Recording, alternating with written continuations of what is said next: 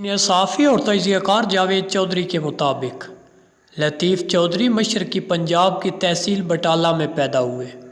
والد ماہر مہران بخش اپنے بچوں کو اعلیٰ تعلیم دلانا چاہتے تھے، لیکن وہ لطیف صاحب کے بچپن میں فوت ہو گئے۔ لطیف صاحب نے والد کی خواہش کے مطابق اعلیٰ تعلیم حاصل کی۔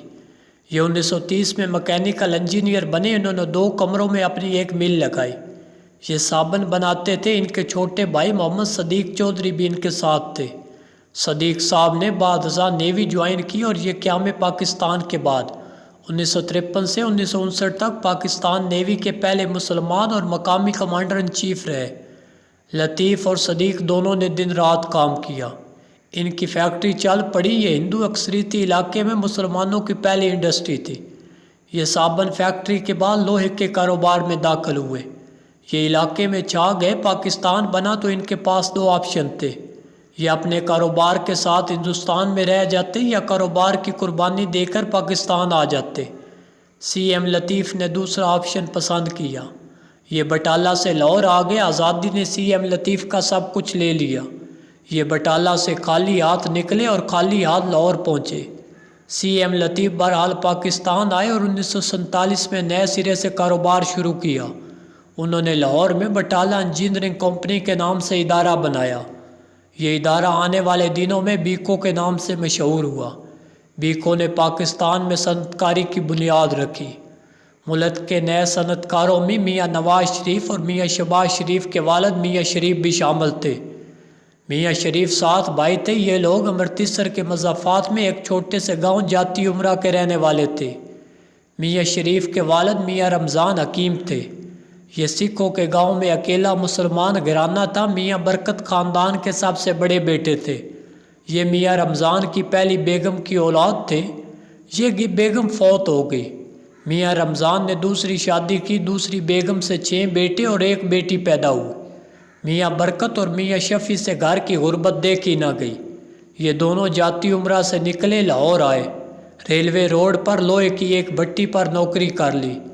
یہ دونوں بھائی سارا دن لوہا کو کوٹتے۔ شام کو انہیں 1 روپیہ ملتا تھا۔ خاندان نے میاں شریف کو اسکول داخل کرا دیا۔ میاں شریف نے جاتی عمرہ سے 4 کلومیٹر دور ایک پرائمری اسکول میں تعلیم حاصل کی۔ لاہور آئے اور بھائیوں کے ساتھ مزدوری شروع کر دی۔ یہ صبح مسلم ہائی اسکول رام گلی جاتے اور شام کو لوہے کو کوٹتے تھے۔ یہ میٹرک کے بعد اسلامیہ کالج ریلوے روڈ میں داخل ہو گئے۔ غربت اور تعلیم کا شوق دونوں اتنے زیادہ تھے کہ یہ کالج میں فیس معافی کی درخواست دینے پر مجبور ہو گئے۔ اساتذہ نے ان کے سخت ہاتھ دے کر انہیں ہوم ورک سے معافی دے دی۔ میاں شریف نے مزدوری کر کے پیسے جمع کیے۔ حاجی فیروز الدین سے 310 روپے میں بھٹی خریدی۔ چاچا سے 500 روپے ادھار لیے اور اپنا کام شروع کر دیا۔ کام چل پڑا تو بھائی بھی ساتھ شامل ہو گئے۔ 1945 میں ایک انگریز گاہک نے کراچی کے ایک ایسے انگریز کا ذکر کیا جو لوہے کے سکریپ سے کاسٹ آئرن دیگی لوہا بنانے کا ماہر تھا۔ میاں شریف کراچی پہنچے، انگریز سے ملے، اسے اس کے منہ مانگے معاوضے پر ملازم رکھ لیا۔ وہ انگریز لاہور آیا۔ ہاتھوں سے لوہا کوٹنے والے بھائی ملک کے بڑے صنعت کار اور لوہا پگھلانے والی بھٹی اتفاق گروپ بن گئی۔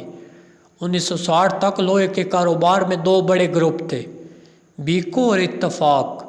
سی ایم لطیف زیادہ پڑھے لکھے اور زیادہ منظم تھے، چنانچہ ان کا گروپ پہلے نمبر پر تھا جبکہ اتفاق گروپ دوسرے نمبر پر تھا۔ سی ایم لطیف نے ملک میں بے شمار نئی چیزیں متعارف کرائی۔ یہ سائیکل سے لے کر جہازوں کے پرزوں تک بناتے تھے۔ بیکو گروپ یورپ سے لے کر چین اور جاپان تک مشہور تھا۔ پھر یہ دونوں گروپ سیاسی شب خون کا شکار ہو گئے۔ ذوالفقار علی بھٹو نے 1970 میں الیکشن لڑا۔ علامہ اقبال کے صاحبزادے جاوید اقبال ان کے مد مقابل تھے۔ میاں شریف جاوید اقبال کے مددگار تھے۔ سی ایم لطیف نے بھی ذوالفقار علی بھٹو کو فنڈ دینے سے انکار کر دیا۔ 1971 میں پاکستان ٹوٹ گیا۔ ذوالفقار علی بھٹو موجودہ پاکستان کے صدر بن گئے۔ بھٹو نے 1972 میں ملک کے تمام صنعتی گروپ کو ملا لیے۔ یوں ملک بھر کے تمام بڑے صنعت کار فٹ پاتھ پر آ گئے۔ ان میں میاں شریف اور سی ایم لطیف بھی شامل تھے۔ میاں شریف کے پاس اردو بازار کے ایک بند برف خانے اور ایک کار کے سوا کچھ نہیں تھا۔ 7 بھائیوں کے گھروں سے پیسے اور زیورات جمع کیے گئے۔ بیچے گئے تو صرف 90,000 روپے اکٹھے ہوئے۔ سی ایم لطیف کی صورتحال زیادہ ابتر تھی۔ آپ تصور کیجئے کہ ایک شخص جس نے 1932 میں بٹالہ میں کام شروع کیا، وہ جب وہاں سیٹھ بنا تو اس کا سارا اثاثہ آزادی نے لوٹ لیا۔ وہ لٹا پٹا پاکستان آیا، اس نے دوبارہ کام شروع کیا، لیکن پھر ایک رات اس کا سارا اثاثہ اس ملک نے چھین لیا، جس کے لیے اس نے 1947 میں اپنا سب کچھ قربان کر دیا تھا۔ آپ تصور کیجئے اس شخص کی ذہنی صورتحال کیا ہوگی۔ میاں شریف اور سی ایم لطیف دونوں اس صورتحال کا شکار ہو گئے۔ میاں شریف نے ہار نہ مانی، انہوں نے اردو بازار کے برف خانے سے دوبارہ کاروبار شروع کیا۔ بینک کے مینیجر نے ان کا اعتبار کیا، انہیں قرضہ دے دیا، اور یوں یہ دوبارہ قدموں پر کھڑے ہو گئے۔ لیکن سی ایم لطیف حوصلہ ہار گئے، وہ پاکستان سے نقل مکانی کر گئے۔ وہ جرمنی گئے اور وہاں ایک چھوٹے سے گاؤں میں زندگی گزار دی۔ انہوں نے دوبارہ کوئی کمپنی بنائی اور نہ ہی کوئی کاروبار کیا۔ ان تک کا انتقال 2004 میں 97 سال کی عمر میں ہوا۔